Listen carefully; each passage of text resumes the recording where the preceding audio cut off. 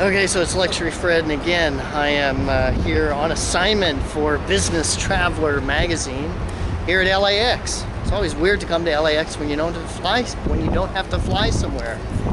And I'm here as a guest of China Eastern Airlines and also Los Angeles World Airports, and we're gonna take a look at a China Airlines 777 and check out what they got on board, and then also look at the new airport midfield terminal, it's called, and the Tom Bradley International Terminal and all kinds of stuff like that. So there we go. And so a lot of that history, a lot of what we're thinking about was to provide the best airport, the best experience for our customers. So John knows a lot about this, about give him credit for this, but all our improvements that we used, the last major improvement we made on this airport was for the '84 Olympics. And back in the day, before the '84 Olympics, we didn't have the upper roadway. We didn't have the international facility. The international terminal was actually a big bubble tent. I grew up in this area, so I used to go to Columbia with my parents a lot, and I always wanted to go to space because that's what I thought we were going to in my mind because of the big bubble. The theme building was very futuristic in my mind. Everybody thought the restaurant rotated. The myth, urban myth, never did. But things like that about the history of this airport is what I love. And there's a lot of employees and a lot of users that love LAX. And we're very excited about what's coming up in the next 2 to 15 years out of our airport. One of the biggest changes that you're going to see is our APM, our automated people mover. That will take passengers from 2 parking facilities off to the northeast here and bring them into the airport facility. Hopefully with some off-site check-in where passengers will be able to check in at those buildings and go right to their gate. So far, I don't know how the operation is going to work. We're still developing that, but most likely it'll improve and enhance what we do day to day. Is it too cold, by the way, or too hot? I think it's too noisy. Too loud. Oh, sorry. When it gets hot, tell me. We'll turn it back on. Thank you for that. Sorry. So the people mover basically will be coming around the theme building over here and go down the center of the airport. One of the things that they thought of design, and what they do a lot with a designer, is what's the most important part of our airport? And the history is the theme building. It's one of the most photographed buildings in the world. And when they were designing this people mover, they took careful consideration not to disturb that view of LAX. So they made sure that that automated people mover went around and stayed to the north so we could still keep our landscape and how the airport looks. So that's just some fun facts there. As we drive around, I'll share some things that, hopefully that Becca and John have never heard before. But there are certain aspects of the airport that I really like. Sorry. Traffic's one of the most important things, right? We're in it right now, trying to go 1,000 feet. But that's one of the issues that we've had here is our land side is how many users we have. California is so centered on being able to drive yourself. Public transportation is really a nice to have in most of Southern Californians. I have my own car. My wife has a car. Eventually my daughter will have her own car. That just adds to what we see here. So a lot of our impacts and improvements are all geared to try to minimize that customer service that everybody feels, that experience that they have here. So currently right now we're in the center of the airport right now. Our airport's divided into 2 sections, a north field and a south field. We're going to the south side of the field. It's our largest in terms of acreage. It's close to about 2,500 acres, put it there. So when you'll see the runways right in front of us with some taxiways. Access to the airfield security is one of the most important things, is if not on the highest priorities day to day for us. You'll notice as we drive through, remember to my right over here, to your right, is a fire station. It's Fire Station 51. We have 2 fire stations actually on the premises inside the security airport operations area of the airport. We also have a third one that has an adjacent gate that leads directly onto the airfield. For us to maintain our, what they call our ARF index, it's what the air allows us to maintain our operating certificate. We have to have enough fire equipment here to be able to respond within 4 minutes. It's 4 minutes now, or is it 3 now? 3 minutes. It's 3 minutes now. 3 minutes from any point in the airport to an aircraft crash. And they have to be able to deploy foam. There's a technical word for it, actually it's foam. But don't worry about the technical. But we train on this every year to make sure that our fire department makes it to any point of this airport, and the FAA certifies us. So as you see over here to the right, this is our runway complex for the south side. There's 2 runways here, approximately 12,000 feet in length. It's one of the longest runways, commercial runways in California.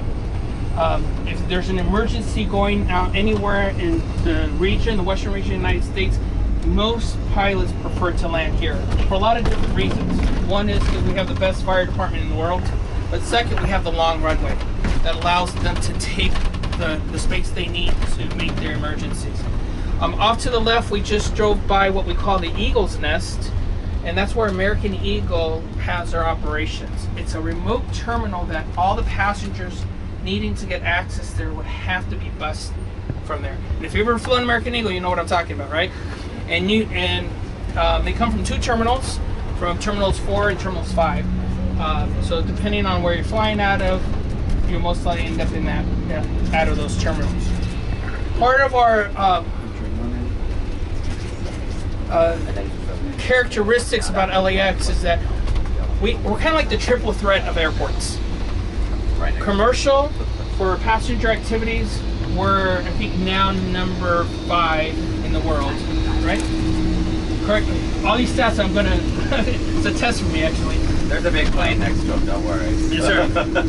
That's a 787 right here. It's actually one of the newest aircrafts that we have. The distinguishing feature of that 787 is the shark bite type engine type that's there. You also see that same type engine on the 747-8. That aircraft, best characteristics, it's made of mostly all a composite material, very light, has a lot of space in there. Been on board, never flown on it yet, but I heard it's a treat. Like I was saying, we're like a triple threat. We also have a huge cargo operation here. Next to Memphis, which was FedEx, which was the largest in the world for a while, and Atlanta, LAX I think is now ranked, I think, 4th in the country in terms of all the cargo. And that's what you see up on this side. You're going to see a lot of cargo facilities here. Most of the airlines, their operations method is above wing is passengers. They make money there, but they make most of their money below the wing in the cargo holds, moving materials from let's go down Alpha. Okay, nice to see. From moving materials to anything you can think of, LAX moves. The highlight, and we'll drive around to it, is all the exotic cars. So if you have the money and you want to get your car from one end of the world to the other, they'll most likely end up right here at LAX. But the third thing that we have, and we're trying to really get away from, and that's just because of the way we manage, is hangar facilities. Back in the day, when I mean back in the day, in like the early 90s, late 80s, airlines kept bringing their aircraft here to get repaired, so they started getting a lot of hangar space just to repair aircraft. And that was a big issue for us because we have aircraft. Our thing is about moving aircraft. We didn't want aircraft coming here from other parts of the world just to get fixed. So part of the strategic planning back in the day was to try to minimize and centralize hangar facilities here. You know, aircraft, they're machines, they break down, we need to have a place to fix them. But we didn't want to encourage the airlines to make this a hub, a major hub of aircraft repair. So we have really strict rules on trying to restrict that from there. But they still have the facilities. American, United, Qantas, you're going to see, has their facility here. Also, we're going to visit their hangar actually because it's gorgeous. And we're really trying to get aircraft to come in and get out. Is our goal. So what we just did is we're in the corner perimeter of the airport. This is another security post here. It's aviation behind us here.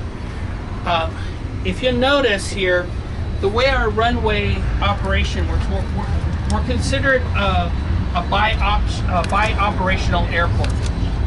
And what that means is that we can simultaneously land 2 aircraft or depart 2 aircraft at the exact same time. Even though we have 4 runways, we cannot land or take off 4 aircraft at one time. So that's our restriction. So this is Polar Air.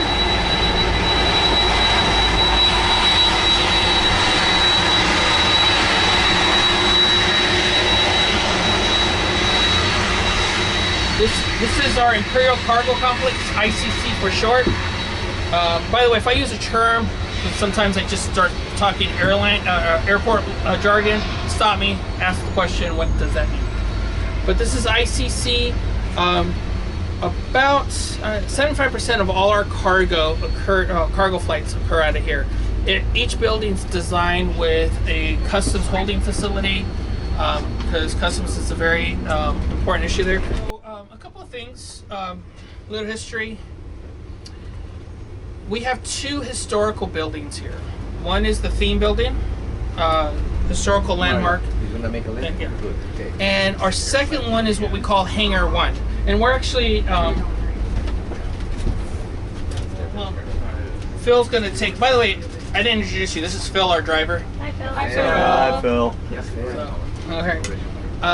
Hangar 1 was dedicated in the early 90s. It was part of the original Mines Field. When we had the Los Angeles air races here in I'm gonna get this wrong, I think it was 1936. Hangar 1 was like the premier stop. And they refurbished this in the 90s, and now we lease it out like Lawwood does. Perfect. You know, use your facility, right? But if you look at the design of the hangar and the terminal, this is where passenger activity was occurring. This was, you wanted to fly cross country on a DC-3, this is where you came. Oh. You'll see what we call the crow's nest is the tower. And we had 8 of these buildings. We had 8 terminal buildings, but they were literally about 500 feet from each other. Aircraft came and parked. Go for it. Can they get out and take a photo? Yeah, how are we doing here? Let me look for a second. Let me turn around. We will do a quick 180 and we'll let you guys get out. Perfect. Yeah, it's a pretty cool one. Okay, so Luxury Fred here doing a tour of LAX, just walking around on the tarmac here, and behind me we have what's called Terminal 1, which is one of the original terminal buildings from when the airport was first opened. And the tower there, that was the control tower. And I believe there were 7 of those terminals when the airport was first opened, and now that's the only one that remains and is kind of protected as a historic